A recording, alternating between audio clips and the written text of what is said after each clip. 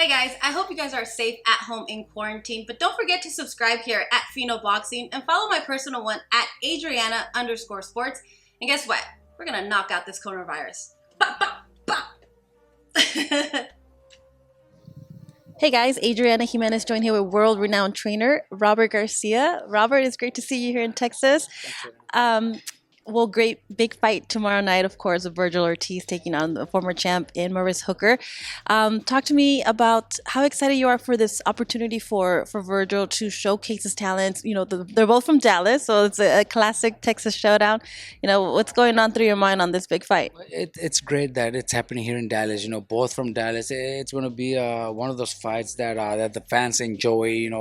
I know the fans want to see Virgil, but now against another local fighter, so now the crowd's probably going to be pretty even. So it's going to be great. It's a great challenge for us too because going in there against a former champion, it definitely has to be a challenge.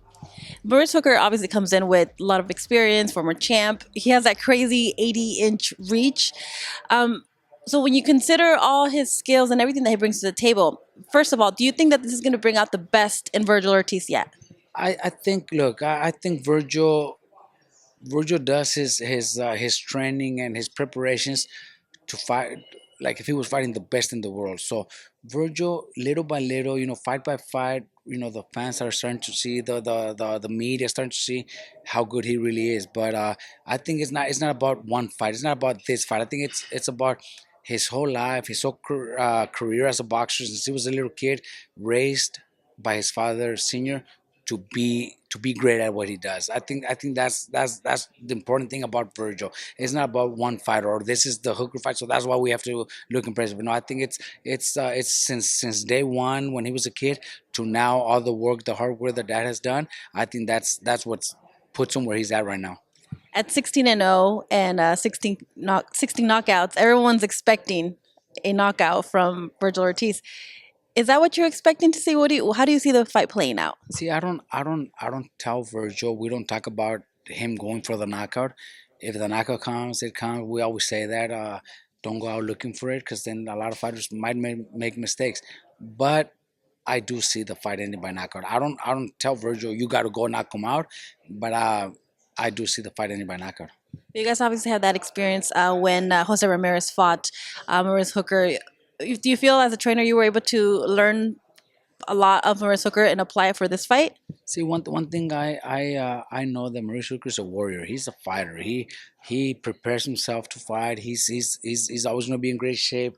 He's got great power, decent power. But when we faced him with Jose, this is the way I compare the fight. Jose is a world champion. Jose is going against, champion against champion to unify the titles, and the fight was pretty close until Jose stopped him. Jose was able to hurt him, and I just see Virgil being a little bit bigger than, way bigger than Jose, and his power is also, Virgil is now fighting at welterweight, so he's much stronger now than Jose is at 140. They're both great fighters. They're both unbelievable. Jose is already, two-time champion, going to hopefully become undisputed. But Virgil's is a little bit stronger, bigger, and stronger than Jose. So I think that's going to be a big difference there. And we'll talk about Jose Ramirez in just a moment because I know he's also reaching for greatness very, very soon. But with Vergil Ortiz, if he's victorious tomorrow night, that makes him surpass Sean Porter in the WBO rankings, making him the mandatory for Terence Crawford. So is this a fight between Terence Crawford and Vergil Ortiz? Is that something you guys have had conversations about?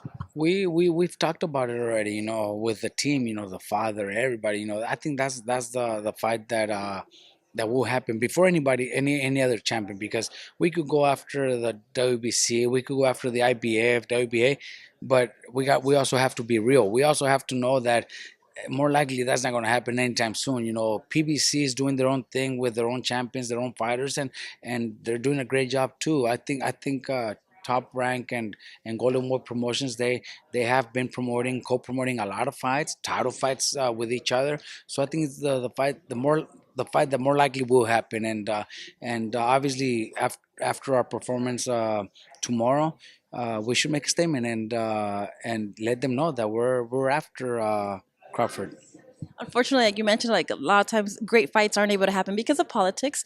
But do you think, from what you see in Vergil Ortiz and when we hope to see tomorrow night, that he has what it takes to be in the near future like the king of the 147 division?